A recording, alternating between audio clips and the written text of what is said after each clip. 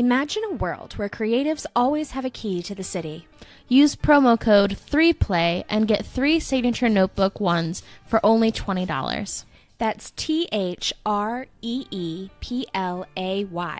This and more are available exclusively at knewamsterdam.com. Newamsterdam.com. Welcome, citizen.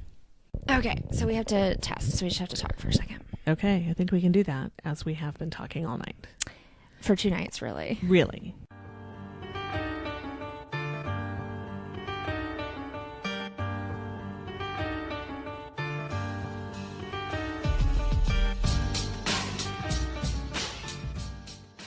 Welcome to Crime Crazy, the weekly true crime podcast with Erin Klein.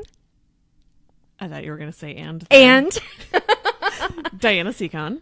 Each other. Where we prove that we know nothing about our legal system. But we're still crazy for a good true crime story. Yay! Yay, we did it! So, since you have been so patient, I have a surprise, which you already know what it is. But I have Diana. You're the surprise. Oh, I see what you did there. No, so Diana is my awesome Minneapolis friend, and I am all the way out in the middle of the frozen middle of the country. It's not usually like this. She keeps telling me that. No, this is bullshit. But so did so did my Lyft driver last night, and the other Lyft driver last night, and the woman at lunch today. And so, I mean, I make good money at our job, but not enough to bribe all of those people. So Diana is all kinds of things. So she's my friend, and she's my teammate, and she's a fan and a Patreon supporter. Woo-hoo. And she is my co-host today because I might have ditched Jordan and run away for spring break vacation. Not spring. Well, it was spring at home. So anyway, we're going to tell some crime stories, but I have a question first. Because we had talked about, are there stories you didn't choose? And I think there might be stories you didn't choose. There are a lot of stories I didn't choose. But then I kind of have to get into mine to tell you why, unless you want to the precursor to the story. I have no idea. You've been dropping hints all night. Last night we tried to record, and then it was 1:30, and I was thinking I should probably go back to the hotel, and we never managed to get the equipment. Yeah, no. we got it on the table. We did get it on the table. I got it out. I didn't take the Velcro off, but I got it out. It was a good first step. It was like warming, dipping our toes in. Yeah. All right, so I'll tell you about the stories I didn't choose because they're really a group. I have decided you're going first. Oh, already done. So we are right now in Roseville, Minnesota. Beautiful yes. Roseville, which is a suburb of St. Paul. St. Paul's half a mile that way. It's covered in snow, just like every other bit of Minnesota that I've seen. So much snow. It's not usually like this. Mm-hmm. That's what people keep saying. Oh yeah. No, we're sticking to it. So when you asked me about this, I asked you if I could do a historic story because St. Paul has a ton of really cool history. Okay. St. Paul has a lot of really cool mobster history. All right, so I got to stop you. My one requirement was there's a crime. Oh, there's so many. Okay, we're good. All right, then go ahead. But so I started thinking about all of the really cool, prohibition mobster stories that happen in You said St. Paul. mobster, not monster? No. So I really didn't need to stop you there. I know which podcast I'm on. Let's hold on podcast. No, mobster. Yes. Yes. So I went back to a book. In fact, since my books are still packed up because we are building the library, I had to go to the library. Diana's getting a library. I am so excited about my library. I'm kind of jealous. That's pretty awesome. Wow, you used a book. I used a book because I own this book. I usually just use Wikipedia. But I'd read this book before, and I own this book. It is in hopefully one of those boxes that I have not opened in a while because, again, no bookshelves. Diana's effort is putting us to shame, Jordan. She went to the library to check out a book that she owns, and it is in front of her. I mean, to be fair, I went to the library to pay Jeff's library fines. Then you were like, well, I'm here. He'd actually found it for me because I was like, maybe it's on Kindle or something. It's like, it's not self-published, but it's like the step above self-published. Right. Not on Kindle. No. Definitely not on Audible. I mean, maybe. I didn't check. So it's called John Dillinger Slept Here, a Crook's Tour of Crime and Corruption in St. Paul, 1920 to 1936, by Paul Maccabee. Maccabee? Yeah. Sure. It has a lot of C's in it. There are a lot of extra letters that I don't think are required. And really, like, doubles of everything. Right. He had fun with that name. So I had read this book years ago, and like the whole book could be an episode, like each. Hey, that sounds fun to me. Yeah. Whatever. So it sounds like I don't have to do a ton of research, is what it sounds like. right. So there are a lot of stories I didn't tell. I didn't tell the story about the shootout in the Wabasha Street Caves. You can still see the bullet holes. Ooh. Yeah. There used to be, and maybe there still is, I just haven't looked at it. There's a company that runs tours out of the Wabasha Street Caves, and they used to do a haunted St. Paul, and it started with a scary story by candlelight in the cave. Yep. So the year I went, it was the Telltale Heart. And then we took an after dark bus tour of all of the haunted places in St. Paul. They do Williamsburg ghost tours out where I am, and that's... Yeah. I'm way too chicken. I've never been to Hella Scream. I'm just... Oh, no, they're so fun. I took a ghost tour when I was in Oxford a year ago. Mm-hmm. I took the train over to Oxford, and I took a tour, like just a regular walking tour. Mm-hmm. Oh, see, that's worse. Oh, At no, least in a bus, you can drive away really fast. Well, Oxford's not that big. Like, their streets can't handle buses. Well, right, but you're on foot. Like, I don't know that I can outrun a ghost. I think my outrunning a ghost plan would be the same as my zombie apocalypse plan, which is to be like, just go ahead, do it fast. Like, I'm done. I'm not running from you. I mean, maybe. That is running is not a thing I do. No, and I don't want to like be in that panicked survival mode until they inevitably catch me. So I'll just be one of the first zombies. Well, they would have been British ghosts, so maybe they would have, let me get away or been really polite about it. I don't know. But that was on that ghost tour in Oxford that I found. What the hell's his name? The dude that wrote C.S. Lewis. Okay, that's actually one that I could have gotten to if I had any idea where this was going. So C.S. Lewis was an occasional pastor at one of the churches in Oxford, at New College, I think it was. And he took some of his inspiration from the items outside the side door of the church. Mm-hmm. So when you go out the door, there is a plaque on the door, and it is, oh God, I never read these stupid books. Like like his big line, which more, that one? Yeah, I never read them. I taught them. Well, so there's some kind of creature that's kind of ugly with long hair and a big mouth. And that's like you should just cut this whole part out. Nope. A creature with long hair that's like a lion? No. I mean, I assume that it's like a gargoyle if it's on a church, right? Well, so it's not on the church. It's across the church. It's like out the door where he would have like left after preaching at the church. Oh, okay. All right. So something that he saw. And so it's one of the creatures from Lion, Witch, and the Wardrobe. It's not the lion. There's like a minotaur. There's a fawn. There's... No, but the fawn is the light fixture next to that door with the plaque. And then when you turn to your right, there's a lamppost. Oh. So I really love Lion, the Witch, and the Wardrobe a whole lot.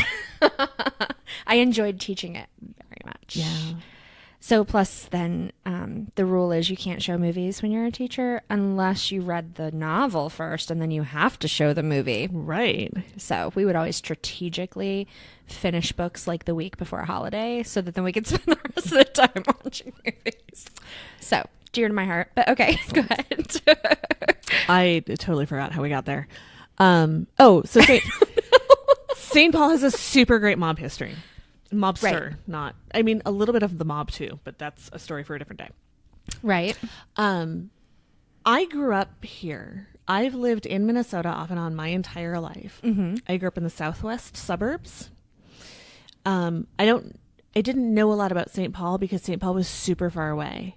It's like 20 minutes away. I was going to say nothing here is super far away, especially Target. Oh, Target's everywhere. everywhere. We are within 5 walking minutes of the very first Target that Guys, ever I existed. saw the very first Target ever today. You didn't. That's actually remodeled. Like they moved it a different part of the lot. But sure. Okay. I totally you know harshed your buzz, didn't I? Way to go. I'm done. Cut the stupid thing off. Does it help that my father-in-law worked at the original Target? I don't know. And every time he comes to the house, he reminds us that he once worked at the original Target. I mean, I've been here for like 3 days, and you have told me about this Target like 18 times. Although this is the first time I'm hearing it's not the first Target. Well, we're pretty excited about Target around here. Well, I can tell. We love Target. Target is pretty fantastic. Target should sponsor Crime Crazy. Totally. God. Then we could buy lots of equipment. Totally. And pens. Don't let me forget to give you pens. Ooh, okay. So anyway, so I grew up in the Southwest burbs. Didn't know a lot about St. Paul. Didn't know anything about its kind of underground history, which is super fascinating, until it was in my late 20s. I moved to an apartment building in St. Paul. It's an apartment building called Holly Falls. It's on the corner of Kent and Holly. In case anyone wants to go there right now. This becomes important later. Okay. And I was doing laundry. I just moved in there and there was laundry. It's a like 110-year-old building by the time I lived there, and the laundry's in this, it's a basement. I've seen that episode of Criminal Minds. Exactly. So I'm down there doing laundry, and there is on the bulletin board in the laundry room a like Xerox of a page from a book that talked about a shootout that happened at Holly Falls between mobsters in the 30s. Wow. It is page 191 of John Dillinger Slept Here. I had never heard of this book. I had never heard of this mobster history. None of this. And That's it cool. is fascinating. Diana is a big history buff. I just got like all of her accidental major history tourism. Oh my God. That wasn't even half of it. Okay, I got a little piece of. But so the story I didn't tell is all of them. Is all of them. Because there are so many crazy things that went on in St. Paul during that era. That's very cool. Yeah. Well, then we'll just have to do a whole series, right? Okay. Over and over and over again. Okay. Okay. So, but I do like the idea that the story you didn't tell is every single story except the one you are going to tell, because it's like one of those super obvious things to say. I should have thought that through a little bit better. No, it was great. All right, go ahead. Are you ready? Mm-hmm. I'm going to get serious now. I'm ready. Okay. So since we are on location. Did you head this with Crime Crazy? Oh, yeah. Oh, my God. You're so cute. I have citations. She does. There Guys, are this is sections. like- There are bullet points. Jordan, Diana should be running this. I am a structure. She is such a structure. Such a structure. Jordan and I are both connection. We're like, no, we're just going to talk, and then like maybe stories will get told. And in the end, we still haven't learned anything. The end. But mine are pretty. Look, they're Yours decorated. are so pretty. See, mine are 8.5 by 11 and color coded, but yours are pretty. It fits. That's right. All right. This is how we roll. Yeah. All right. Are you ready? I'm so ready. I'm going to tell you a story about how a gentleman's agreement in 1900. Were you alive then? I was not, Me neither. but I am older than you are. Not sure I was going to get to work that in. And so I thought I better drop it right away. And so much older than Jordan. Guys, this is the second week in a row where I'm not the oldest person on the podcast. not by a long shot. She's not that much older than me. She's full of it. Well, that is unrelated. So I'm going to tell you a story about how a gentleman's agreement in 1900 in St. Paul, where I did not live in 1900, led to the Tate LaBianca murders in Beverly Hills in 1969. Okay. I'm ready for you to make this case. It's a good one. I'm really excited. I hope this doesn't end up being an episode full of like you saying obvious history things and me going, Yeah, totally. I know what you're talking about. I think Tate LaBianca is about as like, and coy that as is I'm something getting. I have heard of. So Woohoo! then, all right, we're good. All right. So St. Paul, as I've mentioned, has a really great mobster history. Not monster. Maybe. Well, also monster, but not. Different tour. I didn't take that one. Didn't start in the Wabasha Street caves, so I didn't go on it. So this mobster history really started as a result of what was known as the O'Connor system. So in 1900, a guy named John O'Connor was promoted to be the chief of police for the St. Paul Police Department. Okay. He reorganized the entire department, gave himself like absolute power over the entire department, and created what was called a layover agreement with criminals throughout the Midwest.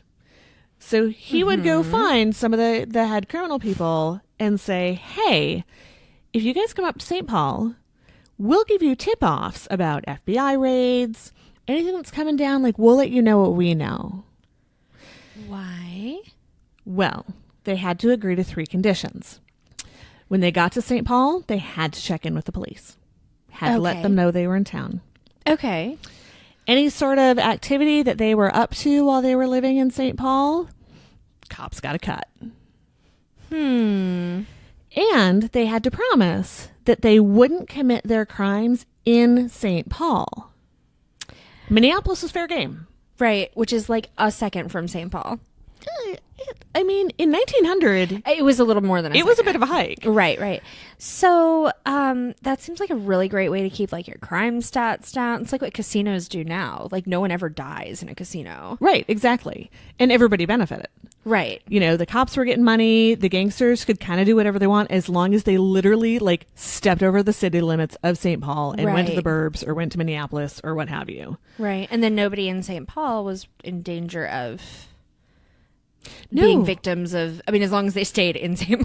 Paul. well, pretty much. But they also, there's a part that I was reading about just last night in John Dillinger Slept Here where they were or no, maybe it was one of the news articles. It doesn't matter.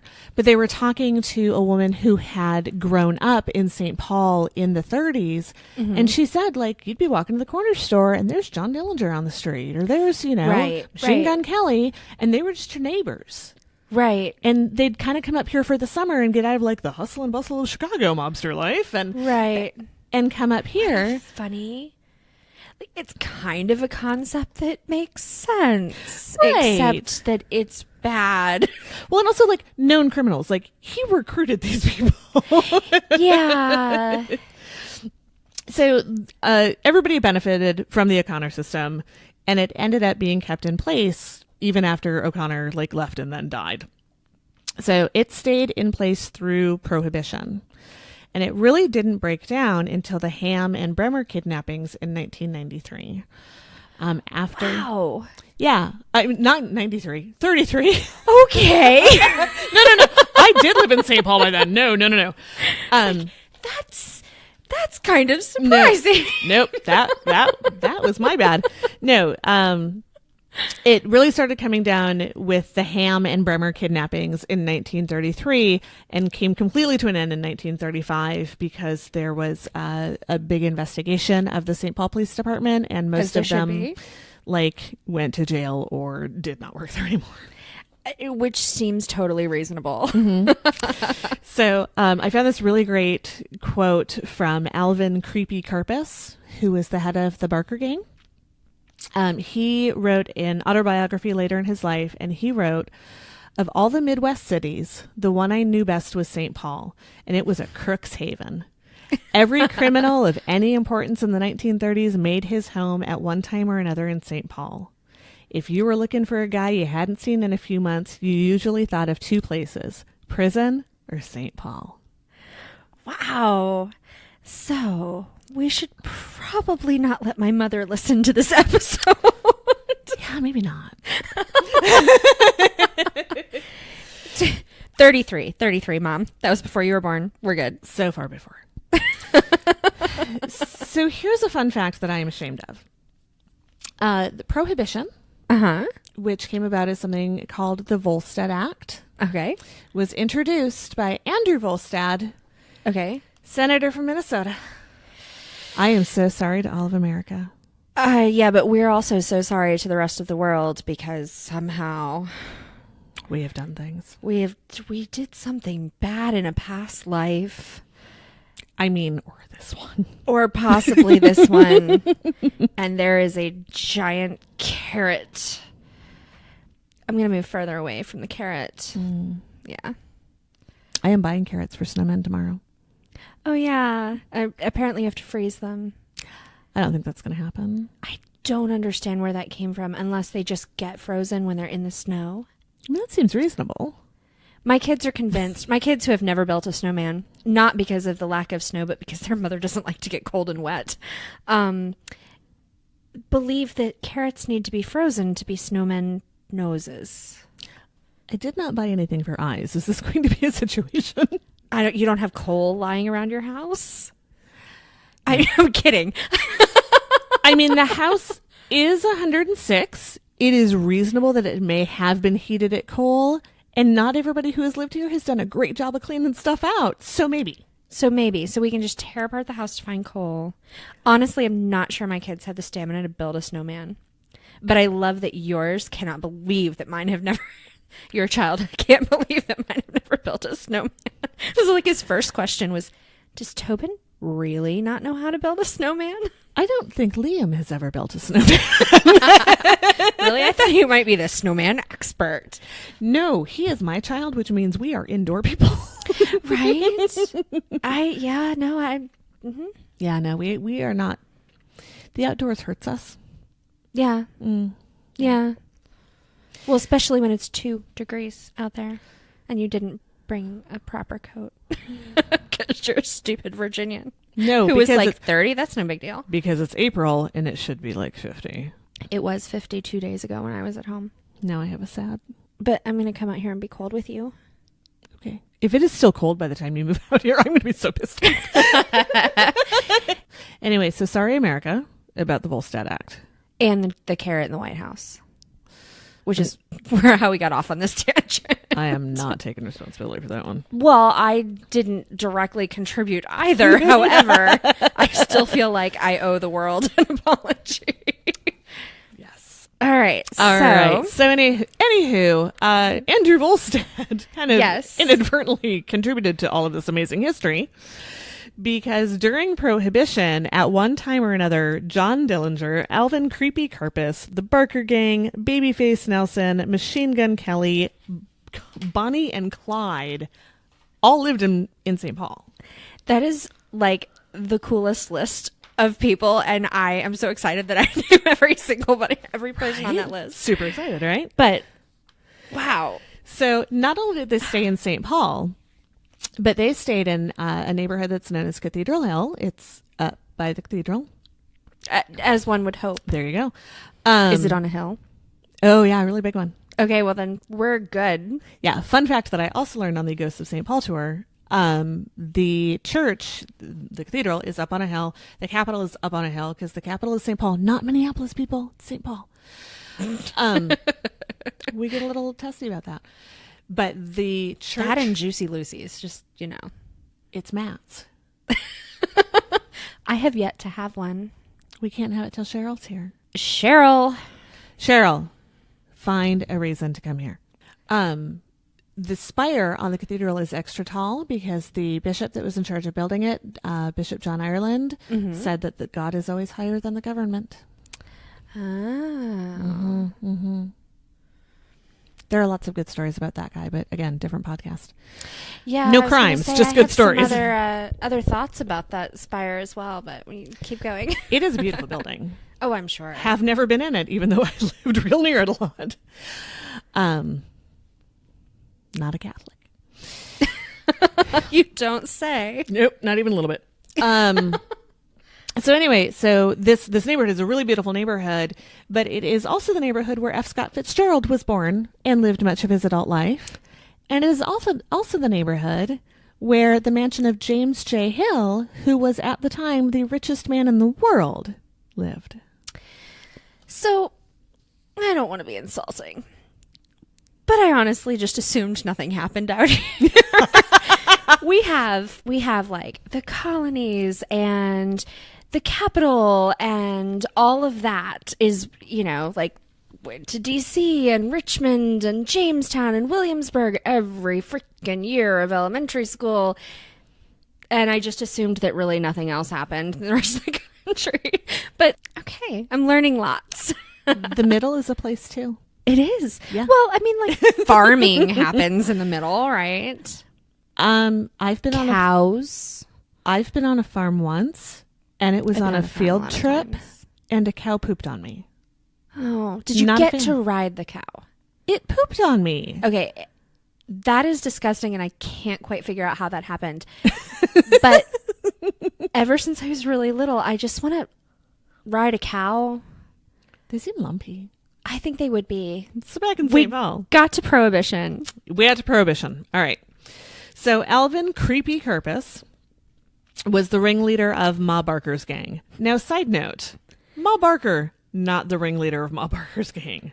Ma Barker didn't really seem to know what was going on, and apparently, like, there are a couple of different versions of the story that she chose to travel with them, so it looked like, you know, boys traveling with their mother, and like that was good and wholesome. But there's another version that's like she was just kind of a dullard that was along for the ride and really had nothing clue going on. Didn't really know what was going on at I all. mean, but yeah, that would serve their purposes too. That makes sense. Right, but it's the, like, people notice, like, the Ma Barker gang. Ma was, Right. like, Had no clue. kind of oblivious to She the was whole just the figurehead. pretty much, yeah.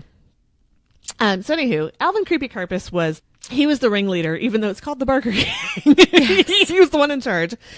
And he planned their kind of two best known crimes, which was the kidnappings of Edward Bremer and William Ham Jr. Right. The crimes were planned at two separate apartments near Grand and Dale in that same neighborhood, that Cathedral Hill neighborhood. And it's about 2 blocks away from where I used to live in a building called Holly Falls, Yes. where the Barker gang saw a guy walking on the sidewalk outside in a uniform, thought he was a cop, gunned the fuck out of him. Oh, no. He worked for Northwestern Airlines. Oh, no. That's awful. Yep. And I can't tell if that's like a grimace of you're about to crack up or you're about to cry. I'm pretty pleased to have lived in that building. So if you look at the picture on page 191. I'm so ready. Diana's trying to make this challenging for me because normally I just download an image from the internet, don't give any credit, and stick it up on the blog. I'm going to have to like snap a picture of her book, her library book. My library book. So this is Holly Falls. Uh-huh. And this is the other apartment building. So the Barker gang was staying in the first floor of this back one. It's like a very exciting brick box. It's just a brick box. It was built in like 1905 or something. The apartment I was supposed to be in was this one. Mm-hmm. So 2 stories above. But that guy didn't move out by the time I showed up with my stuff. Okay. Right? You also have a long history of like crazy living arrangements. Or like crazy living stories and weirdness. Landlord of this place wasn't that great either. So I ended up living at the front of the building.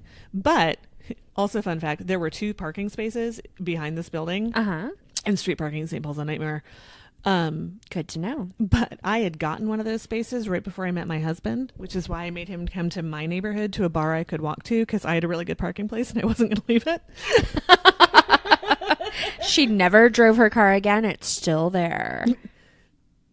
You know, I did sell it to a guy that lived in the building. It's literally still there.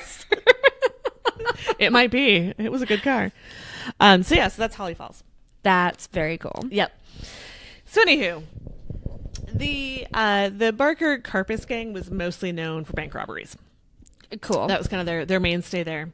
But in 1933, they decided to turn to kidnapping and the associated ransom as a new and exciting source of income. That just seems like so much more work. It does. And it kind of goes back to what you were saying about, like, you assume that nothing happened. Yeah. Which is that's a pretty common perception. Like, you have the East Coast and you have the West Coast, and then you have, you know, everybody else. the part you have to fly over to get to the other one.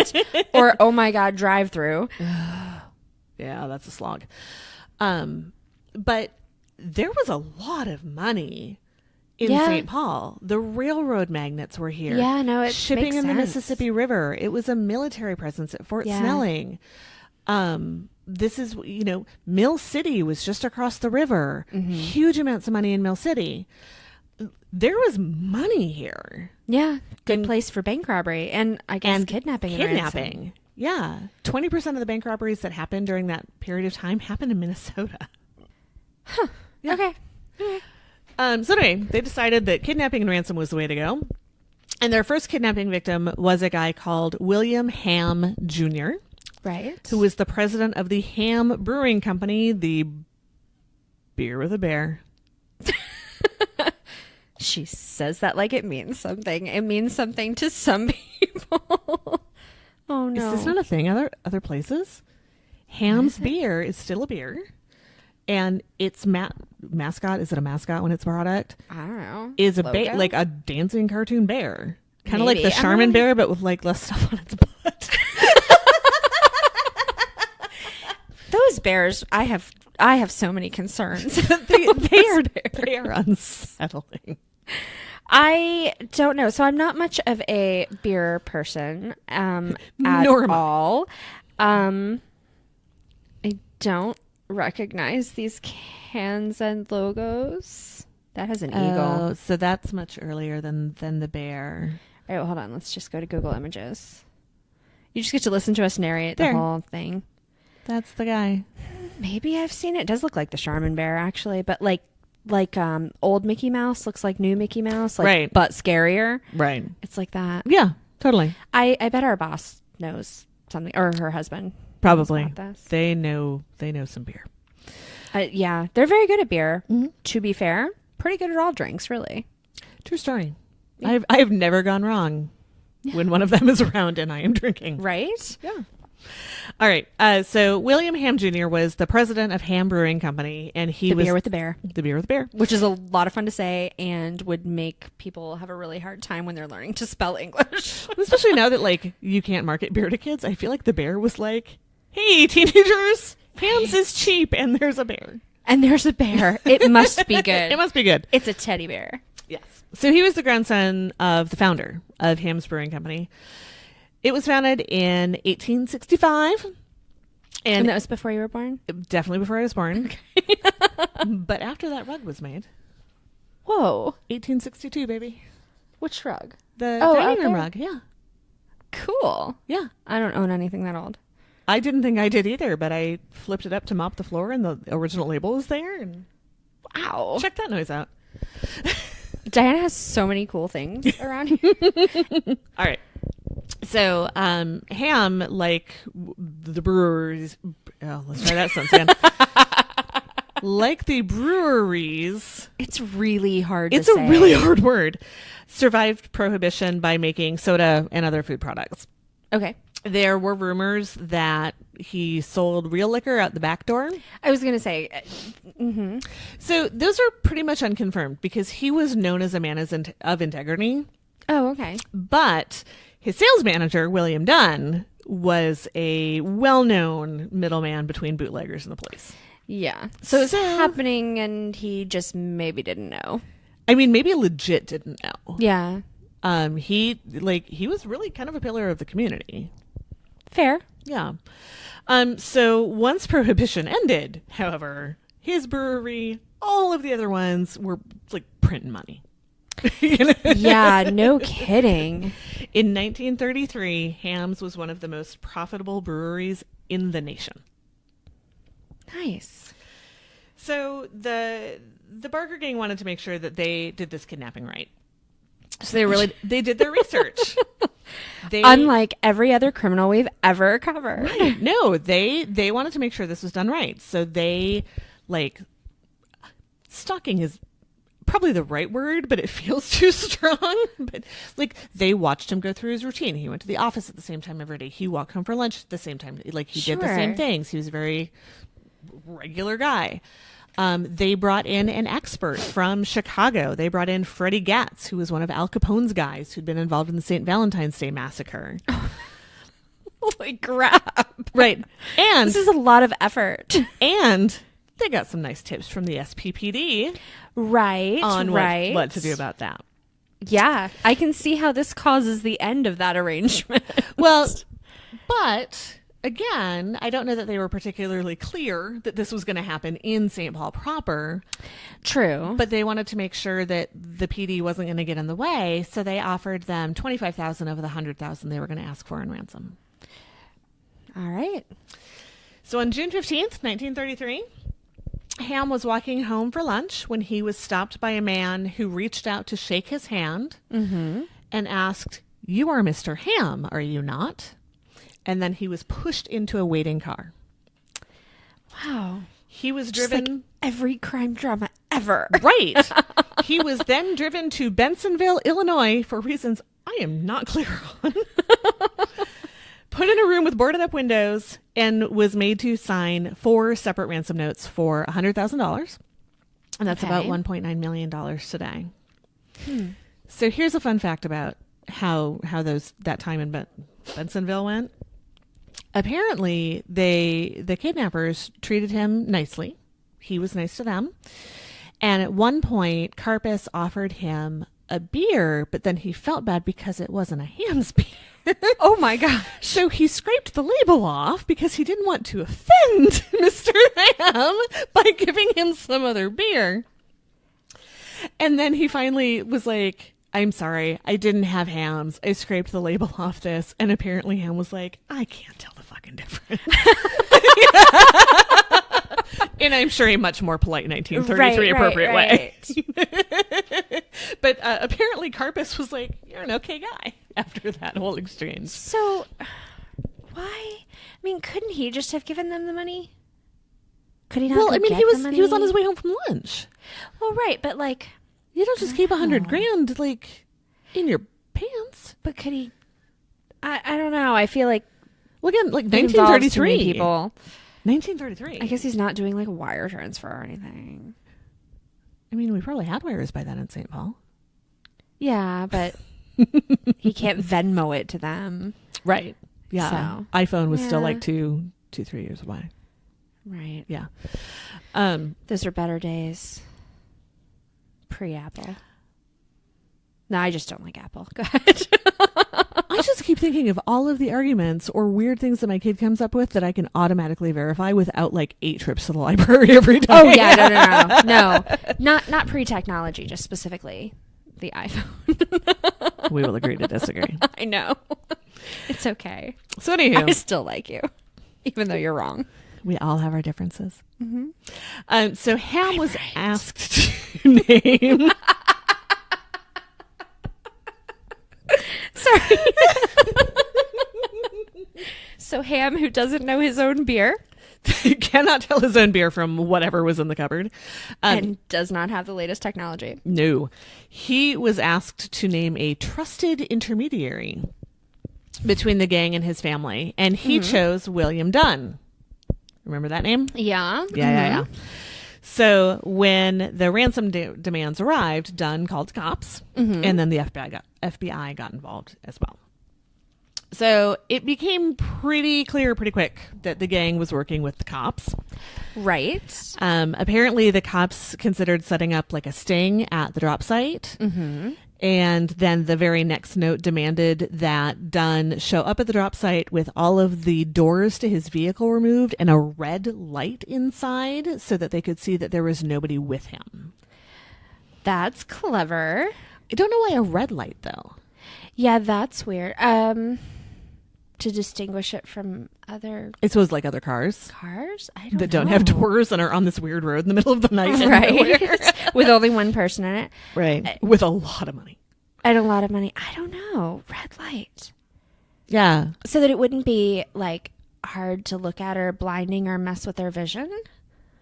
Well, it didn't sound like they retrieved the money from him. He dropped it on the side of the road and left, and I don't think he ever saw who So picked they it up. wouldn't have to get close enough to verify that it was him because nobody else would have a red light? I'm just making shit up over here. No, that seems good. But like everything I read was like a red light, but nobody talked about why a red light. Why not a green light? Why not a purple light? This is the birthplace of Prince in like 50 years. Well, yes. Wait, no. Like 30, maybe 20. Even so, it was still pre-Prince. So right.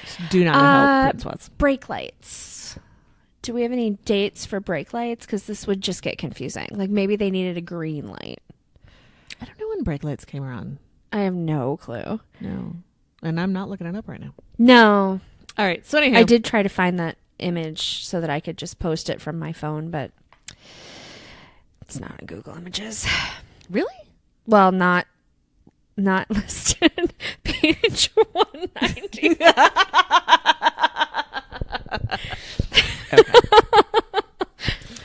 Okay. So anyway, so Dunn dropped off the money. He, on June 17th, which was 2 days after Ham was taken, he drove to the designated spot outside of Pine City, Minnesota, waited for 5 headlight flashes to tell him he was in the right place, and then put $100,000 on the side of the road. I don't know if there was a bag involved or he just like he let just loose set it cash, there, like it rain blowing on the away. I'm gonna guess there was a bag or like a briefcase, something like a satchel. Yeah. So 2 no days. dye packs. Well, no. I mean, obviously no dye no. packs, but So 2 days later, Ham was released in a farm field in Wyoming, Minnesota, which is about 50 miles north of St. Paul. that's a very confusing place. It seems like they could have done better. Although, really, I mean, there's all kinds of places like that. Yeah. Remind me someday to tell you about the cities in Ohio that are not pronounced the way you think they should be. Some of them I know because my grandparents are from there. That's right. Yeah. Versailles. Yeah. Lima. Yeah. Mm-hmm. Yeah, not okay. So that was really the beginning of the end of the O'Connor system. They broke the cardinal rule. They kidnapped Ham in the St. city. Paul, Right. right in St. Paul city The limits. one thing they weren't allowed to do. Yeah, 3 rules, but one was really, really important. Well, right. 6 months later, they kidnapped Edward Bremer, who was a local wealthy banker. Because the first one went well. Right. So Edward Bremer's uncle, Otto Bremer, founded the bank that I bank at. Okay, so here we're going to get into some biblical type history. Okay. So Edward Bremer's brother, Adolf, was married to a woman named Marie Schmidt Bremer. Okay. She was the daughter of Jacob Schmidt, Okay. the founder of Schmidt's Brewery, and coincidentally, the very first brewmaster at Ham Brewing Company. So I see. I need to draw a map. Have I ever told you that we're related to Ed Helms? No. My husband's, grandma's, sister's, daughter's, husband's brother. At that point, you're not related anymore. No. Too We're many related possessives. by several marriages.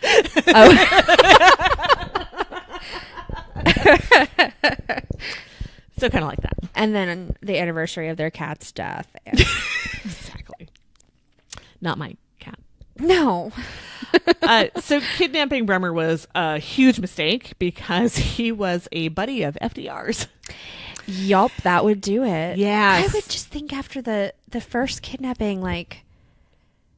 It All right, went so when did the police department get investigated? not for another couple of years. So then they didn't want to go to these guys and be like, dude, this was not the deal. And like maybe next time they'd go somewhere else. Like what? I don't know. Honestly, I don't know why. They thought, we'll just do it again. I mean, I guess it ended well for them. Well, so. it ended well for them. It ended okay for the cops. You know, Right. I don't know if there was some kind of backroom discussion about don't do that again.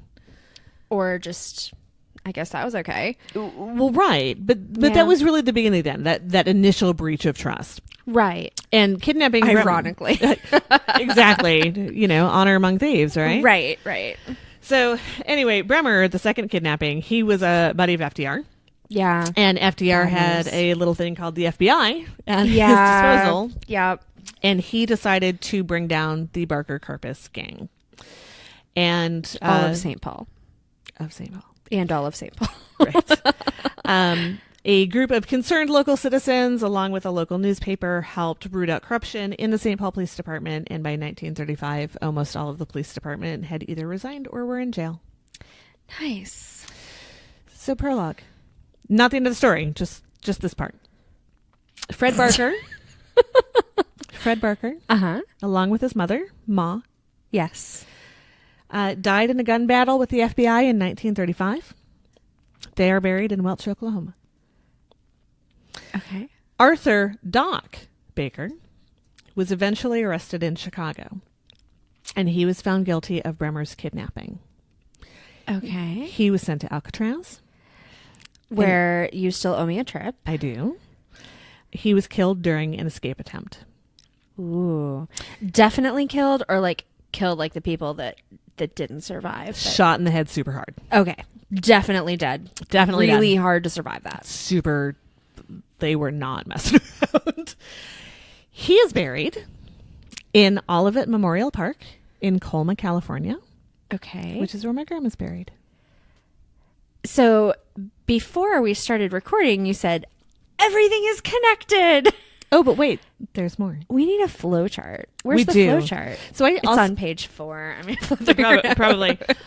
So actually, I just found this out when I was researching this, and so Colma, California is the city of the dead outside of San Francisco. Okay. Around the turn of the last century, San Francisco ran out of room to have cemeteries. Right. So they ceased burial in town. There's still a couple that are there, but like no recent burials. There's a military cemetery by the bay, and I think one other. So a lot of cemeteries and a lot of graves were moved out to Colma, and there are, I think, 5 major cemeteries, and they are mostly divided by religion, with all of it being the exception. All of it started out as an inclusive cemetery. Mm-hmm. So there are a lot of Chinese graves because they weren't allowed anywhere else. Right. My grandma and her parents are buried in all of it. They were German Lutherans. So all of it was inclusive. I had no idea that Doc Barker was buried there. Right. But when I go out to San Francisco, whenever I can sneak out to Colma to visit grandma, I'm going to go check him out too. Yeah. Because it's actually a really cool cemetery. That's another kind of accidental history lesson I got. I was visiting my grandma's grave for the first time, like since she died. Mm-hmm. And I didn't remember where it was. Like, I was there at the funeral, but I didn't remember where it was. You probably were not like mapping it out while you were mourning. And so I went to the office to be like, looking for my grandma. Here's her name. But I'm not even sure I'm in the right cemetery because I knew it was Colma, but I didn't remember which one. Right. And I'm looking at the Wikipedia pages like, well, that's Catholic. That's out. That's, a Jewish cemetery. Right. So it's got to be this one. And so, I went to the office and I get to talking to this woman. And I said, I don't even know that I'm in the right cemetery at all. And she's like, well, tell me what you remember. And I'm like, well, we were kind of up on a hill and there was like a pet cemetery to my left. And she's like, that's here. I know where she is. And we ended up like going out to dinner. She gave me a tour of the cemetery and all of the different plots and told me this huge amount of history of the different trade unions that are buried there. And there's an Oddfellows burial and the whole story about the Chinese inclusiveness and all of this. Like, spent this whole night with this woman, that looked up where your grandma was. That looked up where my grandma was and like walked me up there because it's kind of weird and confusing. This seems to be a theme in your life. Like, I had a single simple question, and then 6 hours later, I had a new best friend. Kind of, yeah. And I now know all the history. Right. So next time I'm in Colma, mm-hmm. I'm gonna go see him. And Alcatraz with me. Absolutely. We're gonna do the night tour. Oh God. Okay, I still kind of want to be locked in the solitary room. Just for they're not that bad. A little bit. You can go right in them. Yes. Everybody thinks I'm crazy. I've done it. Okay, so cool. Yeah, no, they're. I also want to do they're like right there. Sensory deprivation tank, like the floaty like the float salt tank. I want to do that. I think we have those here. Okay, that's on the itinerary for. Yes. next time. Mm-hmm. Probably not tomorrow. Probably not tomorrow. Should work. I should too. Yes. All right. So after all of this, Alvin Yes. Creepy Karpus was given the title of public enemy number 1. Nice. In history, there were only 4 public enemy number 1s. So are you proud of that title? I think you must be, right? Well, he must be, because the other 3 were John Dillinger, Pretty Boy Floyd, Babyface Nelson. Karpus was the only one to be taken alive. Ooh. I mean, I think I'd be proud of that. not any fame is good fame, but that level of fame, like, Yeah. yeah, that's... Yeah. I mean, criminals are bad. Criminals are bad. Black and white. Sure. So he's declared public enemy number 1. He went on the run. The FBI nearly got him in Atlantic City after Ma and Fred died. And he committed a train robbery in Garrettsville, Ohio, but got away. When you're public enemy number 1, you don't, like, just lie low. Gotta eat. I guess. Apparently he did not wisely invest the ransom money Right. from the Ham kidnapping so that he could live off the interest comfortably. I was going to say, because we just talked about that, that's like exactly the amount you wanted. Right? Well, in current dollars, I would need $2 million, but yes. But it was like 1 point... It was like, what did you say? 1.6 or 8 or 9 or... It was a lot. So yeah, that would have been just fine. Yeah. He could have comfortably lived the rest of his life. And it would have been tax-free, whereas when I win the lottery, I'm going to have to pony up for that noise. Right. All right. So on May 1st, 1936. Mayday. Yeah. The FBI located Karpus in New Orleans. And J. Edgar Hoover himself got on a plane, flew down to New Orleans to be in charge of the arrest, and personally escorted him back to St. Paul for trial. Karpus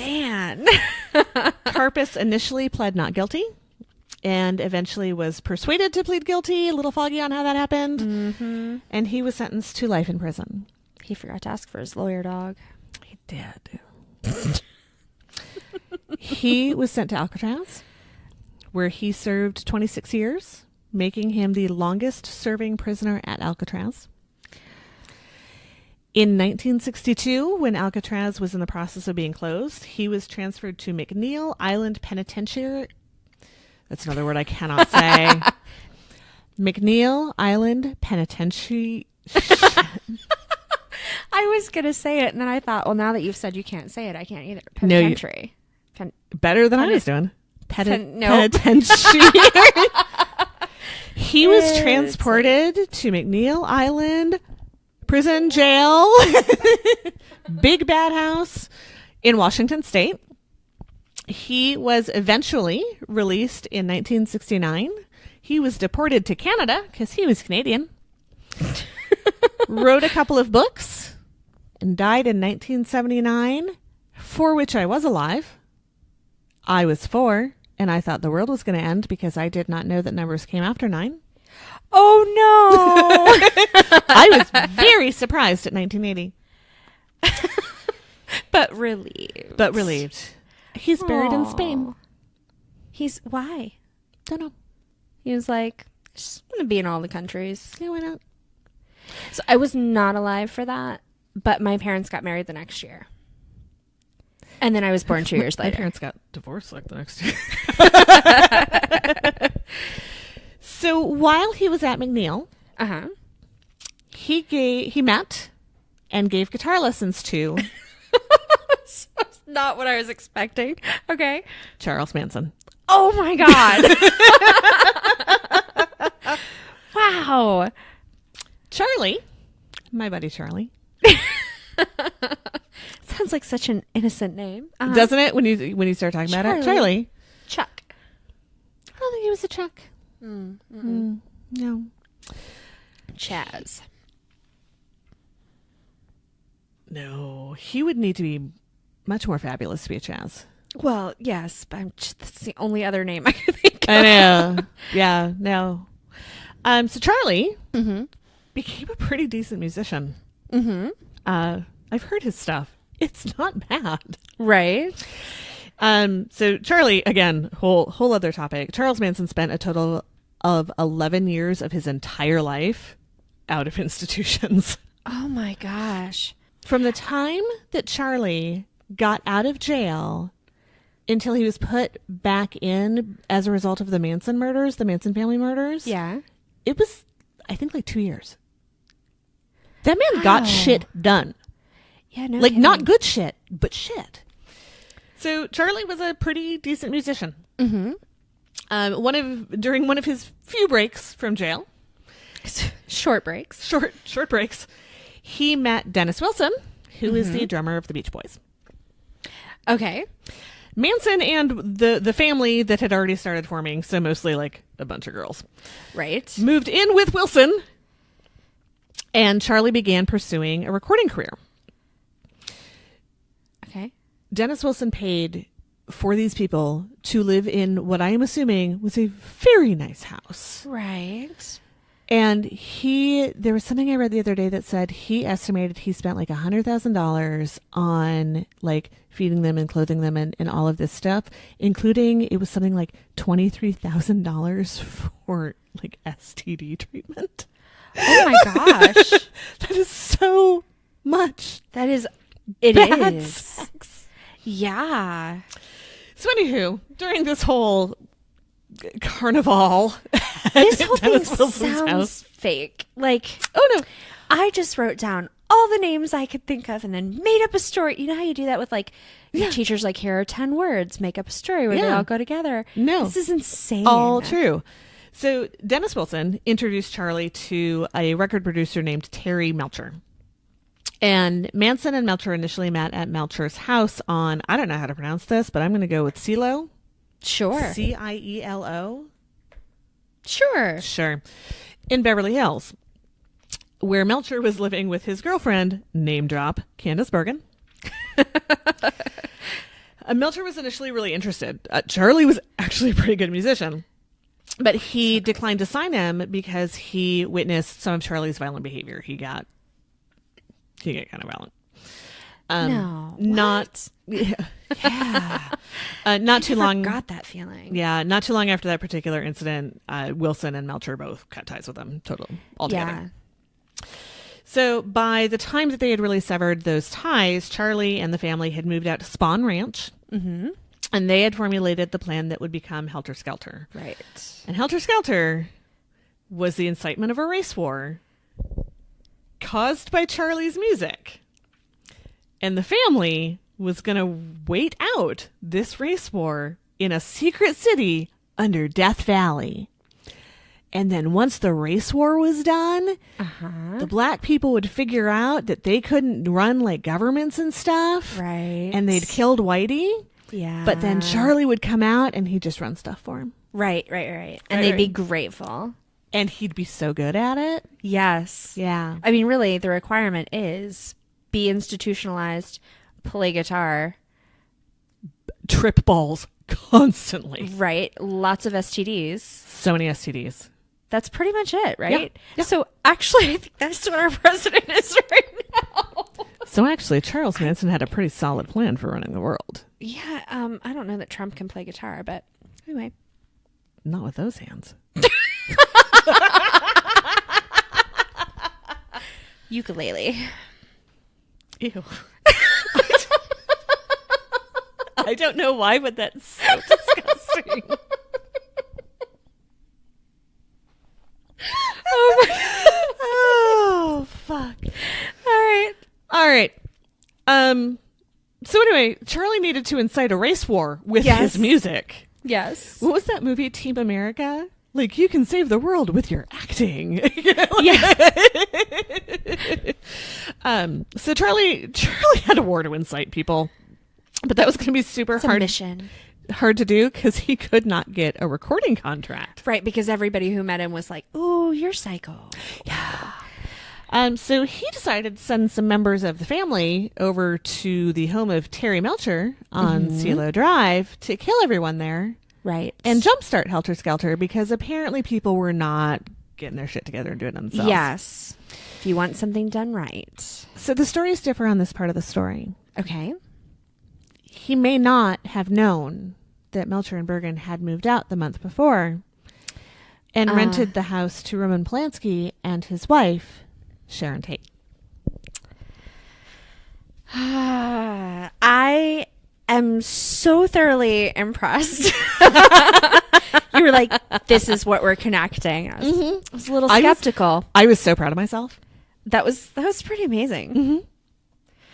I don't really want to tell my story now. I should have gone first.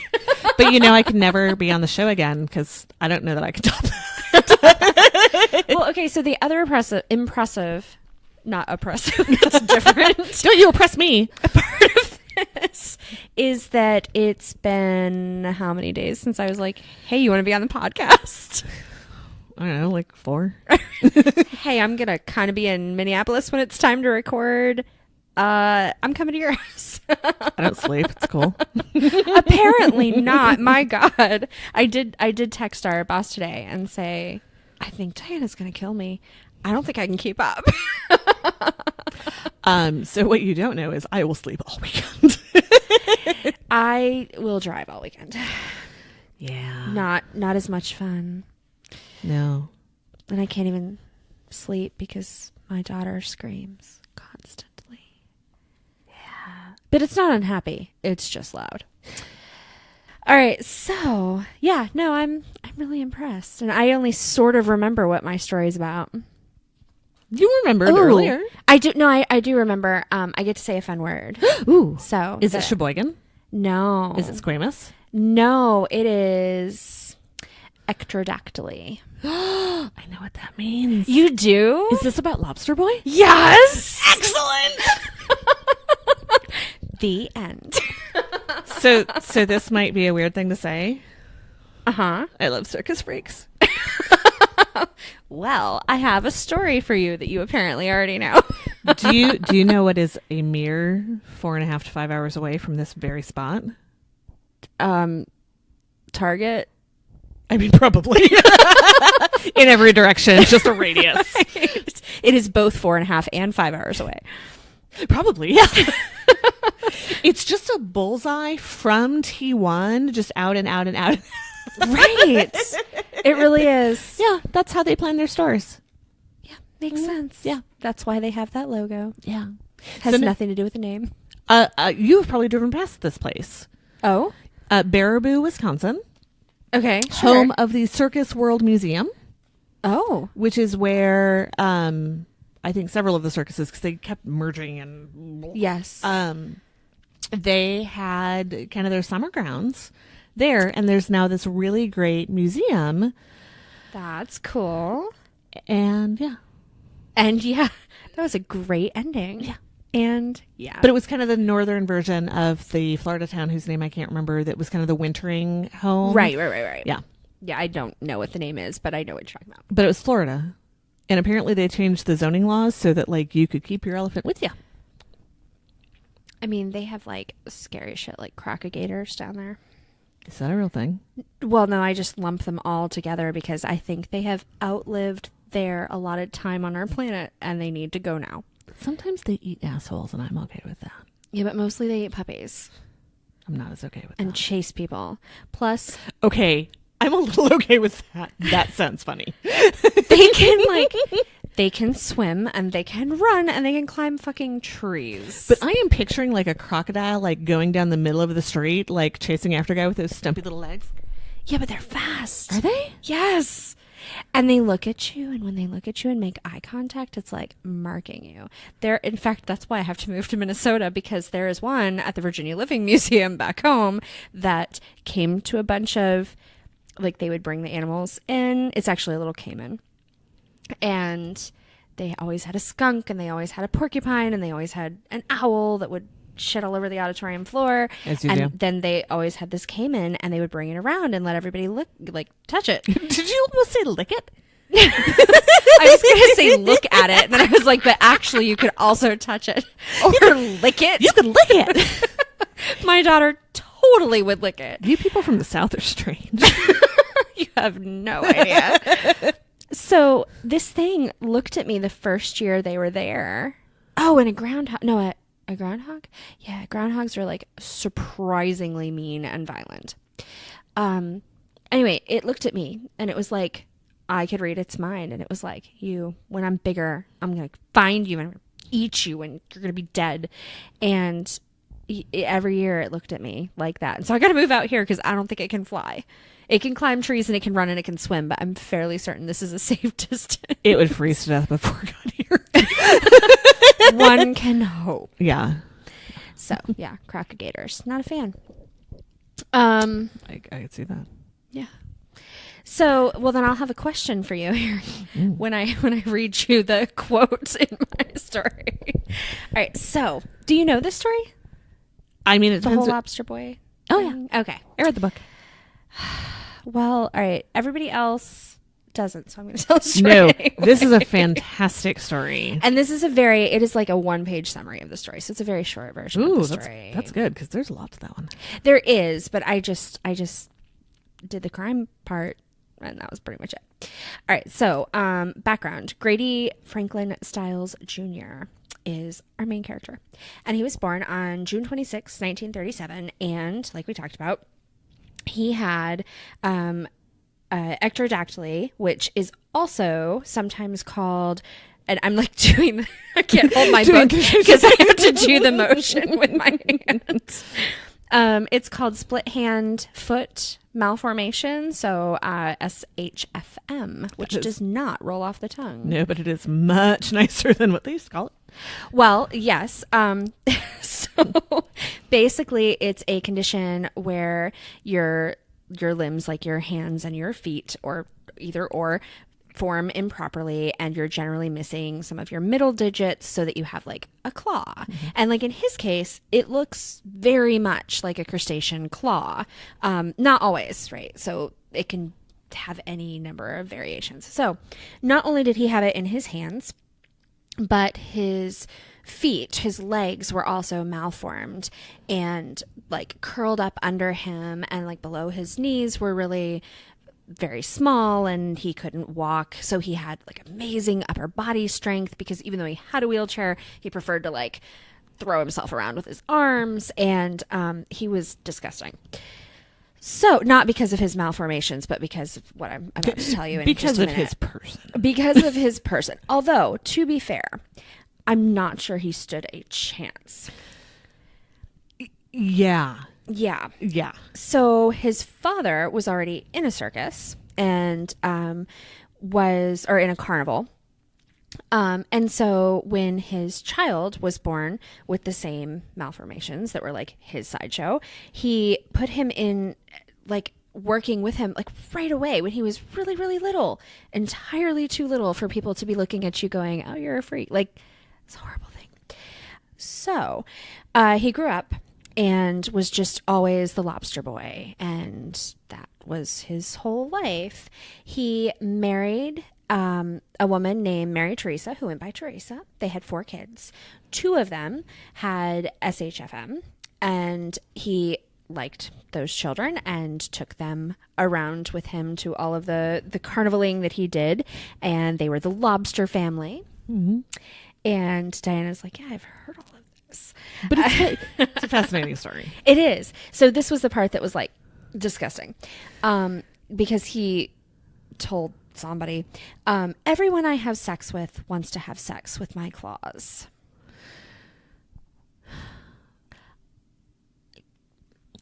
I know that there's someone for everybody, whether it is momentarily or otherwise. Mm-hmm. And I've done some things that are questionable. Uh-huh. But you don't want to have sex with his claws? No. Very much no. Mm-hmm. I mean, I suppose if he had a sparkling personality, but I do not believe that was the case at all. No, it so wasn't. And that was like his thing that he was super proud of, and like everybody is attracted to me. And I don't, maybe it's just overcompensating, right? Because in reality, most people treated him like shit. Well, but he also treated other people like shit. Well, he did. He did. So how much of it was like, hey, lobster boy, and how much of it was like, hey, pretty lady? Oh, yeah. No, I'm sure it went that way. But I mean, like the comment that, oh, everybody wants me because I have Right. like, I, am amazing. Like if he had not been born into like circus freak, would he not have ended up with that attitude? I don't know. It makes no difference because he ended up being just awful. Right.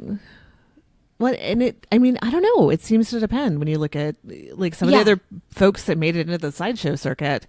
Some of them, it was kind of their saving. Yeah. Yeah. And some of them, it was just exploitation. Not so much. Not so much. Also, I don't know. So I didn't see a picture of him until after I had read the whole story. And so I knew that he was like a mean, disgusting human being. But he also looks mean and angry and like someone I wouldn't want to get to know. He looks like he could mess you up. Well, and he can. Well, not currently, but he could. In 1978, one of his daughters did not have his deformity or his malformation, and she was engaged and she was going to get married. And like right before she got married, he was super jealous of her giving affection to somebody else, and so just killed the fiance, just shot him. Was like, no big deal.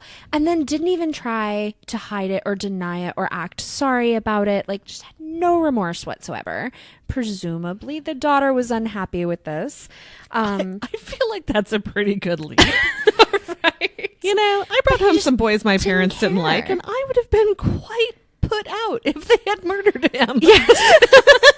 Pretty much even people I don't like. I can think of one individual at the moment, but I think I'd still be upset if somebody murdered that person. I mean, I've got a couple I wouldn't be too worked up about. Not to say it wouldn't be deserved. Although that's kind of extreme. Okay, we're going to go back to the story now. Anyway, so he was convicted of third-degree murder, which is not a thing. Is it a thing here? It's a thing in Florida. It's a thing here. Yeah. And it's a thing in one other state. Well, I think, and I'd have to look it up for sure, I think third degree here is generally referred to as manslaughter. I think we do like first-second manslaughter. But that does not seem manslaughtery. It does not. And actually, I could not figure out how they decided on this, because in Florida at the time the definition was, it usually was either like a depraved heart murder, right? So you... A depraved heart? Yes. I've never heard of that. Oh, so you did something seriously risky that you knew could definitely cause the other person's death, but you didn't intend to kill them. Okay. So like, you got really drunk and played chicken with your friend in two big trucks. Like, probably someone was going to die. You knew they were going to die. You didn't care, but you weren't like actually intending to kill them. That wasn't the goal. But it wasn't a pure accident that you caused. Right. Yeah. Right. And it wasn't like passion or, it was just you were doing a stupid thing that you knew was going to kill somebody, and that was cool with you. And then it did. The other thing that it could be is it could be a felony involved in like another felony along with the murder. Nested felonies. Well, so this wouldn't count, but like, let's say that you are selling lots of cocaine to somebody and the deal goes bad, and then your buddy shoots the other guy. Like, that is a felony and murder. Gotcha. But drugs don't count, so it can't be a violent felony or a drug related felony in order to be third degree murder. So like if you're breaking into somebody's house and then you shoot the guy that lives there. Right. Yes. Gotcha. Yeah. As long as the guy that lives there is not a coke dealer. Who you were trying to buy from. Okay. That's a whole lot of I'm going to break into this house, but if the guy's a coke dealer, I'm going to buy some coke instead and then shoot him. Right. And then take his shit. Well, if it was like, I know this guy's a coke dealer, I'm going to pretend to buy the coke and then shoot him. Don't coke dealers usually have like amazing stuff? like alligators. Probably, and tigers and stuff. Yeah. Crocodilators are terrifying. Anyway. I don't know any Coke dealers, so I cannot. I don't either. But you know what? If I was going to have no, I wouldn't have a crocodile. It wouldn't happen. No. So I don't understand how this would have qualified, because it seemed very clear to me that his intent was to go shoot the fiance and kill him dead. And then he did that. Was it like a plea deal down? I mean, he confessed, and that's what they convicted him of. But I don't know. But like I said, we know nothing about our legal system. Exactly. And my research is like, I read 2 articles, and one of them was Wikipedia. Yeah. So. Wikipedia is very accurate. Often. And then I generally try to verify it with something else. Actually, I read 3 articles in this case, because first I think it came off of a list of like the top 5, whatever. Yeah. So there's a book that I read a million years ago that went into the whole thing. Yeah, there are a couple, and there's a movie. There's something I read about that too, but I didn't write it down. I don't think I knew about. Oh, maybe. Or like a mini docuseries or something like that. There's some you can watch. Are there miniseries about awesome murder? I mean, not that this is an awesome murder. Not that murders are awesome. I'm going to try this whole thought again. Okay. Diana's like, I am giving things away I didn't intend to give away. No, but like that would be, I don't know. There's a lot of potential for like a miniseries here. Yeah, we could do that next. I mean, there are some. Like, have you watched the Netflix ones, like the Zodiac one? Oh no, Zodiac was a movie. What was the one that I just watched? Oh my god, crap! Where it goes through the whole history of. Okay, well, we're gonna have to look it up because it the can't remember what I've watched. The profile-y one that has like the hints about BTK at the beginning. There's that one, but there's also, it's not Zodiac, but there's another serial killer, and they go through the whole thing. There have been more than 2 serial killers. Well, yes. I don't know how to answer this question. We were like, not Zodiac, another one. Another one. Well, no, because I watched. There's 4 total. You got Zodiac, you've got Bundy. That's all of them. That's it. No more. No, it was because I watched it at the same time. And I watched Zodiac. And I was like, oh my God, these are all the... Because this is the way my life works. It's Iron Man and the Hulk. I know all of these actors, and this is weird. But no, right around the same time, I also watched the series that was... I watched the like profilery one, and then I watched another one that was on... Not the Zodiac, but the one other serial killer that exists. And I'm going to tell my story now. And that's when the cannibalism started. Did you watch My Friend Dahmer? No, I haven't. But I did, when I was sick, I don't know, probably like a year ago, watch some horrible made-for-TV movie from the perspective of Dahmer's dad, who apparently did write a very touching book about his kid. Yeah, no, after Dahmer was killed, his dad wrote a book. Mm-hmm. I forget what it's called, but it's like, you know, being Jeff's dad or some shit. Mm-hmm. And yeah, this made-for-TV movie did not at all stick to any version of the truth, and it was cringingly horrible. But like in that kind of way, I'm like, this is terrible. It is factually only vaguely related to the story as a whole. There are some names. Somebody dies. Right, like not any of the right people, but right. But like I couldn't turn away, and the whole time I'm telling my husband like, this is just the worst thing ever. Like I'm never going to get this time back. Like, this is horrid. He's like, just turn it off. I'm like, I can't do that. We have started it. We have to finish it. I mean, it's a made-for-TV movie. It's going to be over in 37 minutes, but it's going to be a rough ride. Right. No, so my friend Dahmer was, I did go see it, and it was I was very conflicted. It's one of those things where I think just growing up, like everything was very black and white. Yes. And then now that I am older than 30, I live in a small little world where everything never changes. And so I'm just having experiences where I'm like, oh, well, duh, it's not like that. And that movie was very much like that. Like, I left going, I just need to be alone for a while to really process this. It was pretty good. Yeah. Well, so, I like the serial killer stuff. No. Yeah. What? Yeah. You want to poor Jen at the lunch that we had, you and me and Christine. And did she get up and go to the bathroom? What happened? I don't remember. It's like, she's just sitting there going, okay, I need to leave. These people know too much about murder. I am in danger now. Right. But the more I learn about the various serial killers, the more you get to the point with all of them where you're like, I can see that. Yeah. I can see where you went there. Like, yeah. It was fucked up. It was wrong. It is maybe not a step I would take. Although, but I see how it didn't just go from. But there are people who are like, everything is fine, not fine, but like, it should be fine. Who then just really like to kill people or really like to do bad, evil things. But most of them, it's like,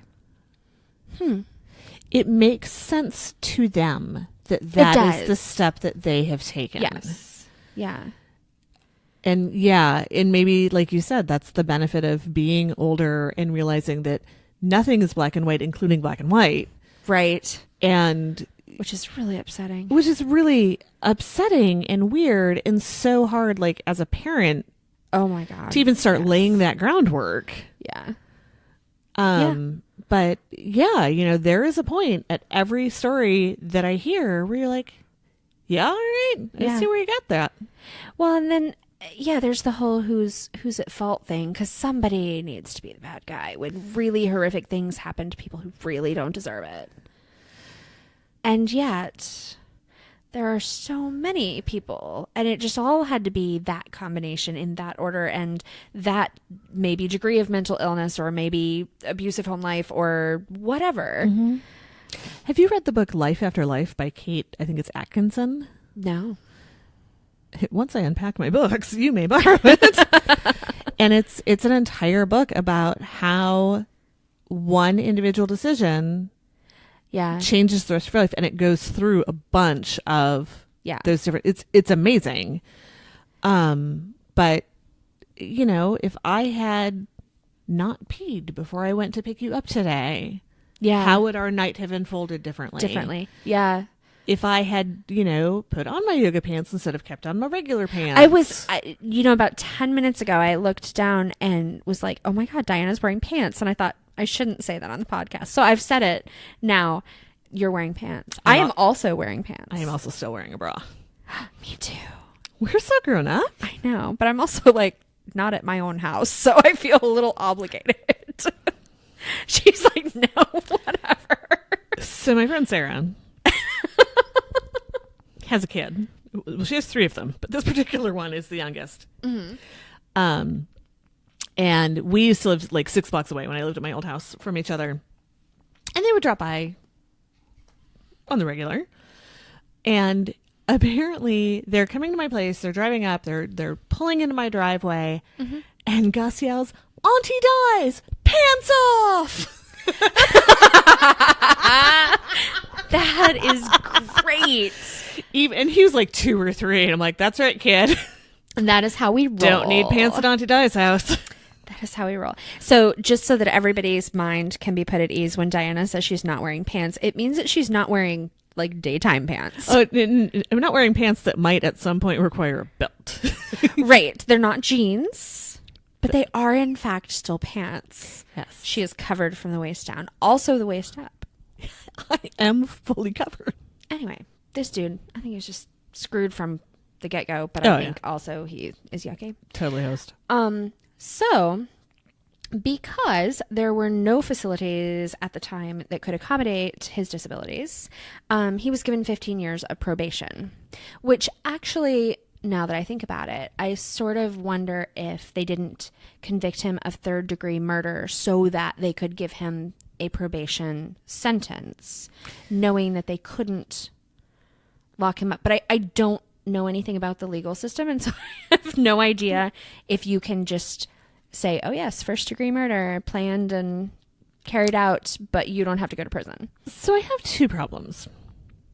One is that I feel like when you kill people, you should get at least a little jail time. Yeah. I mean, I agree.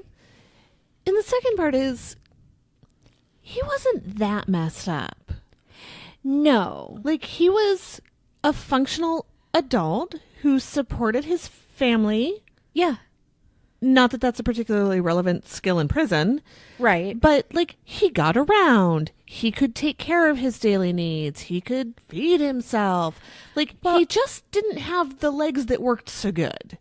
Exactly. And I mean, he also, I mean, his hands were very, very deformed, but he still had essentially an opposable thumb, right? So he can still grasp things. Right. He wouldn't have needed, like, a care attendant. Like, right. He could live independently. Right. I mean, he didn't because he always had, like, wives and kids and shit. But right. Which I totally skipped that. I'll go back to that in a minute, but yeah, he got around. Yeah. But, like, he could take care of himself. He just, again, his physical challenges were not. They didn't slow him down at all. I mean, he managed to go and kill someone, like, to plan it out and get himself there and carry it out and be cool with it. And right. So he was obviously fine. Plus, you can't tell me that nobody before this time, before, where are we, 1978, broke their leg or whatever and still had to go to prison. Like disabled people didn't commit crimes. Right. Right. They didn't have any idea what to do with them. You know what just occurred to me? I wonder if they couldn't handcuff him. Not that is a reason for anything, but I wonder if, because I'm picturing his hands. Yeah, I don't know that they're wider than his wrists. Yeah. I don't know. Does that make him more of a danger then? I mean, if he can't be restrained. There are other ways of restraining people. Yeah, but it was the 70s. I don't know that we'd gotten, like, real humane about that yet. I don't know that anyone cared. Yeah. So, I don't know. Part of me was like, so, was it just kind of... Or was it also part of the backlash of, like, if we put, like, if this hits the news. Right. And the general population sees this dude. Right. We can't put him in jail. Right. And looking at you, your disabilities are very, very obvious. And profound. And right. And so we can't accommodate that. Like, if it was just that you couldn't walk or you were missing an arm, like, we can handle that. But, oh my God, you look crazy. Yeah. I don't know. It can't have been for any logical reason, though, because there's no way that nobody got shot as they were being caught and couldn't walk for a while. Like, how? I don't know. I can't imagine, like, planning this out, deciding that the daughter's boyfriend has to go, getting a gun, getting in the car, driving out there, shooting him real good. Right. And then being like, oops. Right. I can't go to jail. I can't walk. I didn't mean that. Well, and he didn't even. He had no, like, he he was didn't fine with it, stick yeah. up for himself at all. He wasn't like, oh, well, you can't put me in jail because look at me. He just, that's just what they decided. Which, I don't know. I don't get it. So the part I skipped was that he, which I think we can all just guess, was alcoholic and abusive and a horrible human being. Right? I alluded to it. Where are my pearls so that I can clutch them? I don't know because you are wearing emerald earrings and no pearls. I did wear pearls last week. They're upstairs. Oh, do you need to go get them so that I can read that line again? It's okay. I don't want to wake everybody up just so that I can clutch my pearls. Okay. All right. So 15 years probation on the grounds that if your legs look a little weird, you can't go to prison. I have pretty ugly knees. I definitely can't bench press as much as this guy, so I think that means I'm safe. I'm pretty sure that guy could bench press me, which is no mean feat. Well, he was like insanely. I mean, he had just because he didn't use his wheelchair, so he was just all upper body strength. Well, he must have had an amazing core. Yeah, not a thing I've ever had. No, my daughter, on the other hand, rock although hard she abs, only weighs like 22 pounds. So really, I only weighed 22 pounds. I could totally lift my legs above my head on the trampoline. Maybe not. But if I get drunk enough, I could do that. I'm not brave enough to dangle from the little like bouncy bar on the trampoline, so I'm never going to try. Yeah, my upper body strength is very poor. Oh, mine too. So, after he's convicted, but nothing happens to him, he gave up drinking for a little while. At some point, which I also skipped, he left his wife that he had the 4 children with, married somebody else. She remarried someone else and had another kid. And so then they get back together. So after he's given probation, he's like, oh, I've changed. I don't drink. I'm a nice guy. And she comes back to him. And immediately he starts drinking again and becoming increasingly abusive. And again, no one is shocked. So he makes a lot of threats, and he is the one thing that, so because the story has 2 different potential endings. Well, one ending, but 2 potential like courses. But one thing everybody can agree on, she was in danger. Like her psychiatrist was like, you need to get out. He's going to kill you. You can't be there. You have to go. And so she knew that she was in danger. So here are the 2 versions of the story. This is the one that was the official, like, how everybody was convicted one, which is that Teresa and her son from her, like, in between marriage, right? I wrote previous marriage, but it's not really a previous marriage. Hired Chris Wyant, who was all of 17 years old, but also a sideshow performer in their carnival. They paid him $1,500 to kill Stiles. What is that in today's money? A little more than $1,500. I don't know. I didn't look it up, but it is not very. I mean, this was the 80s at this point. Maybe it was 79. Yeah, I'd want more money to off somebody. Yeah, me too. I mean, in theory, there is no amount of money. Right. But if I were to be tempted, it's going to have to be more than $1,500. Well, so this is like the official version. On which they convicted all 3 people who were involved. So Wyant gets 97 years. Her son gets life, and Teresa ends up with 45 years for like this conspiracy to commit murder. And that is with the theory they paid him $1,500, and that's all it took. The other one, much more altruistic. So Stiles's son, so also Teresa's son, but not the son from the other marriage, but it doesn't really matter. There are so many children. So there are so many children. Says that his mom and dad had been arguing. So the part that I think is important, like it's Stiles' son, so like that's his biological dad. You would think there'd be some like. Isn't loyalty? this Grady the Third? I think so. He's a real shit stain too. Well, I didn't research that far, so. That's next episode. No. The apple did not fall far from the tree. I feel like it probably didn't ever.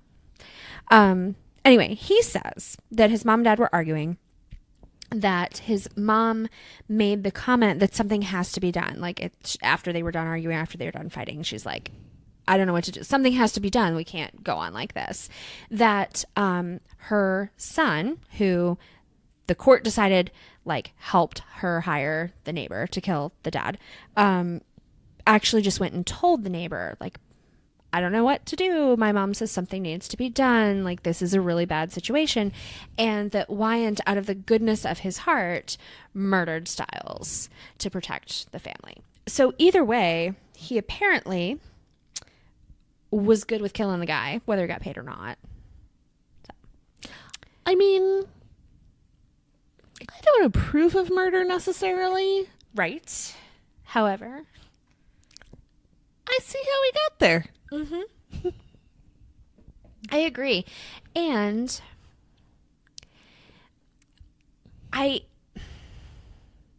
it's not okay. Not okay. Can't do that. Not how things work. But Stiles had been convicted of murdering somebody just because he was jealous, like, and didn't want his daughter to have any love.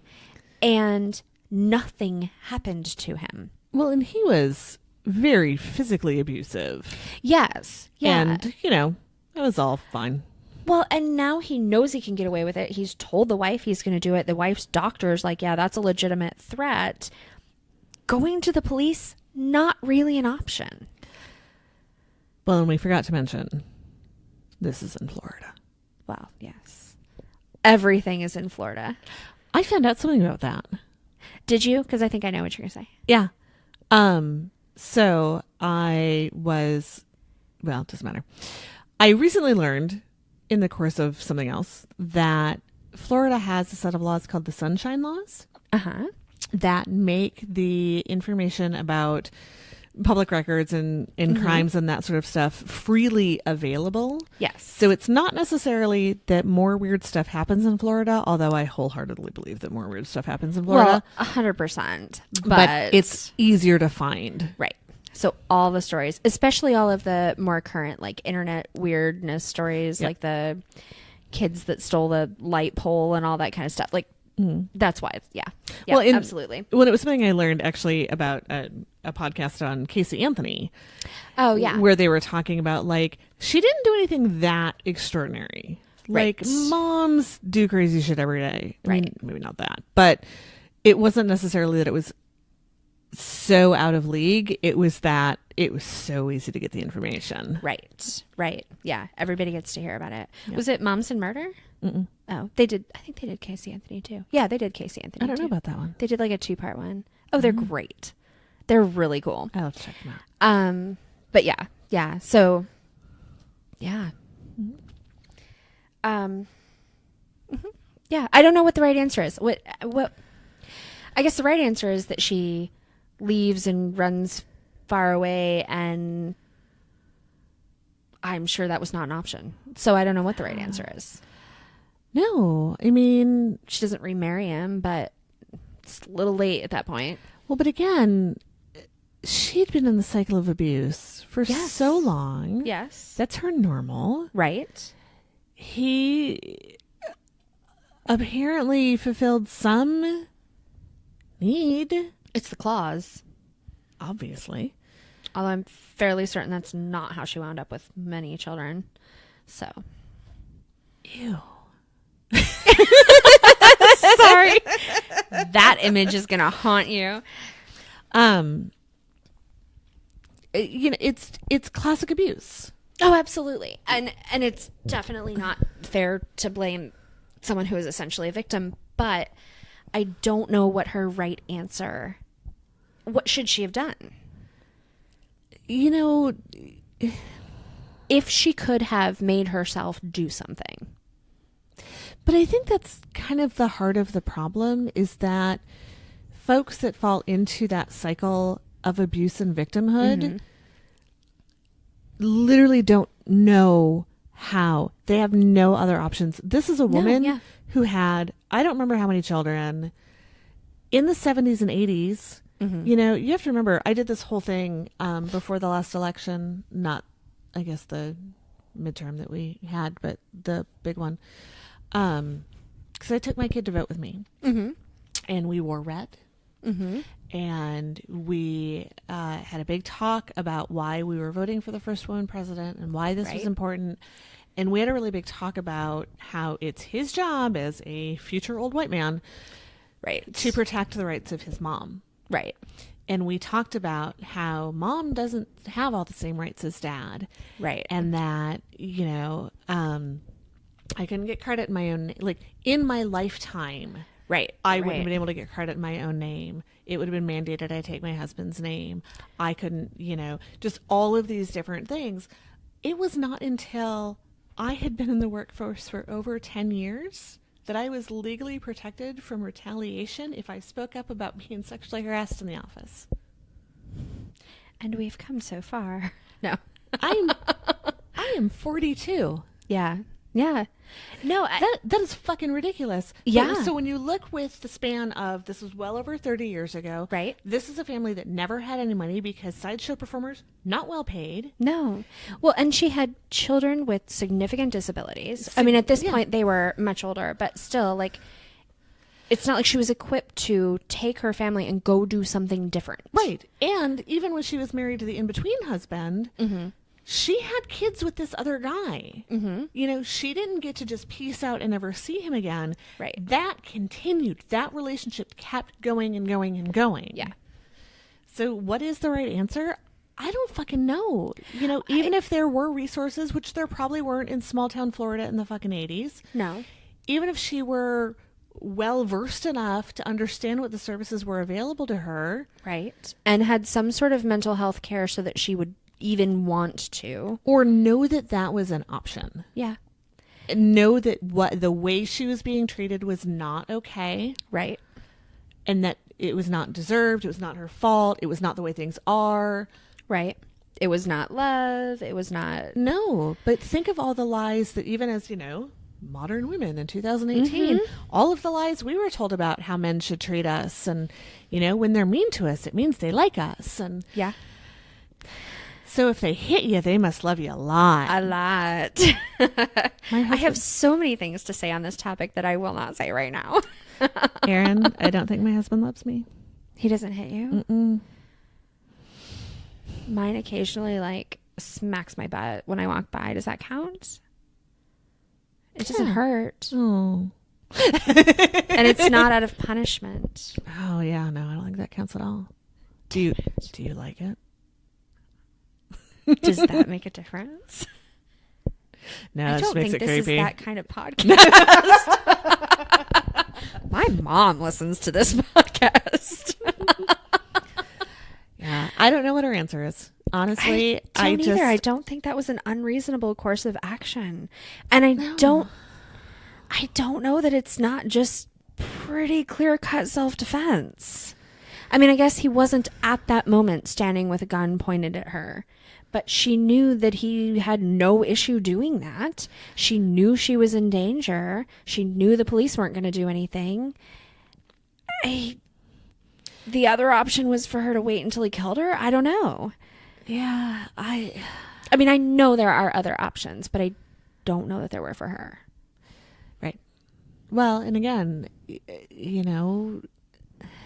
upbringing, resources, resourcefulness. I like to think that I'm raising my kid, that if he found himself in a sticky situation, he could figure out how to get himself out of it. Right. Not everybody has the cognitive ability, the resilience, the, what have you. Mm-hmm. And again, this is not blaming. It's just I see how you got there. Yeah. Yeah. I see how you looked at this. And I have this picture in my mind, probably from the book that I read, of him sitting in a recliner, pleather, in his undies. Yep. Tighty whities. Yep. Eating Cheetos, drunk as fuck, watching TV, and screaming obscenities and abuse and verbal and, all of that. Sure. And I totally lost my train of thought there. You have this image and you see how she got there. Yeah. And yeah. Where you look at that and you're like, this is my life. Yeah. And I can kill him and I can go to jail. Which actually seems might okay. be better. Right. Or even he killed someone and didn't go to jail. Maybe I won't either. Well, or maybe at some point, I think it was pretty known that he beat the hell out of everybody. Oh, yeah. you know, maybe she thought the cops, like they did with him, would be like, yeah. yeah. It's such an unfair situation, too. Like, he was truly evil. Whether or not that was his fault, he was an evil dude. Mm-hmm. And got nothing. She pretty much acted in self-defense. At the very least, didn't know what else to do. Mm-hmm. And, oh well, sorry. I don't want to point a finger at toxic masculinity here. Are you sure you don't? I don't. It's a very Minnesotan thing to do. It's really not. Well, no, it's a very Minnesotan true crime podcast thing to do. Maybe, yeah.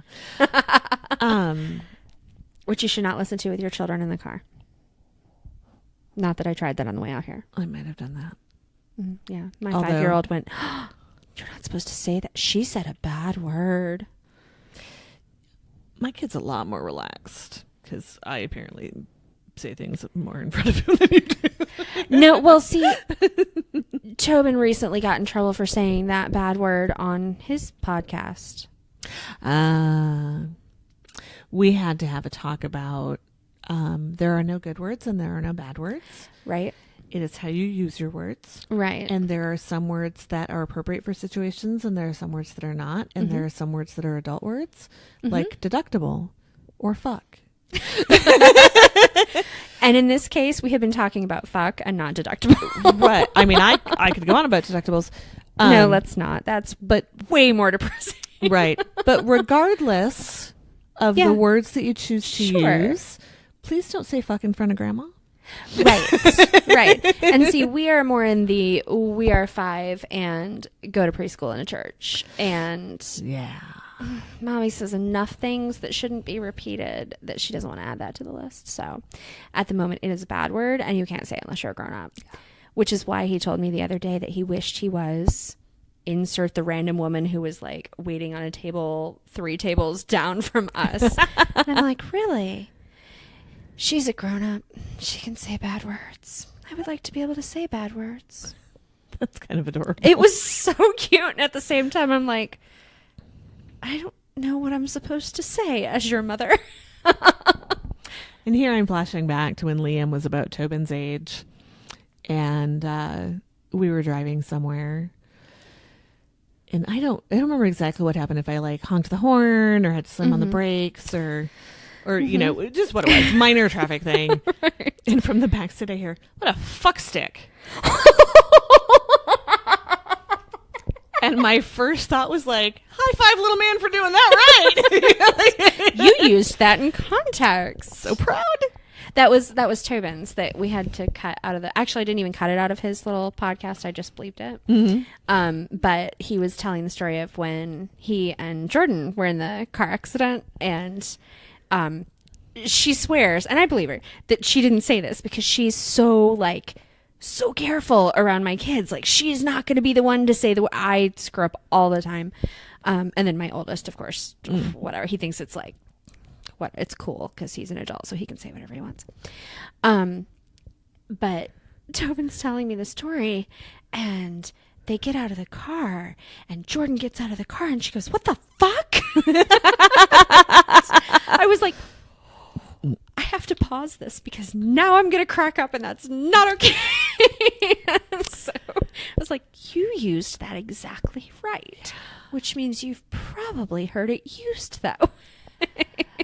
I settled on the appropriate and inappropriate word policy when I discovered that I was not going to be able to stop saying fuck in front of my toddler. So we just had to mitigate that risk. Yeah. Which is, mommy was raised by the daughter of a sailor and a sailor. Right. Right. That's just a word. That's, there are no good words and there are no bad words. They're just how you use them. Yeah. There are at least 2 words that I don't say because I really don't like them, and I would not want to hear them in my house spoken by my children. Yeah. Or anybody. But at the same time, yeah, it's really just not that. It's all about knowing your Get to know your audience. Yeah. So However, having taught middle school for many, many, many years, that is not how public schools see words. No. There are good words and there are bad words. And then there's when you try to explain the plot diagram to 10th graders. And inevitably, you have to talk about the climax of a story, at which point they all lose their shit. I find climax to be a problematic word in a sexual sense. And now shout outs. I can see this being one of those conversations that is intensely interesting. And so we should continue. So Jordan's going to listen to this. Mm-hmm. And she is going to think, I cannot believe this bozo took over for me. No, she's not. Plus, I don't know if she'll listen to it. She only just started listening to our episodes, which means she only ever heard them as we were recording them. Oh. And just never went, like, and I do all the editing, right. So she just never went back through and listened to them because she'd heard them. She was there. And then recently, I think she decided that she needed to know whether I was making her look really smart or really dumb. So, I hope I am always trying to make us both look smarter than we are. But can we have an O-dang for Jordan? Yeah? Yeah? Yeah? Count of 3? Okay. 1, 2. I'm going to sound like an idiot. Me too. Okay. 1, 2, 3.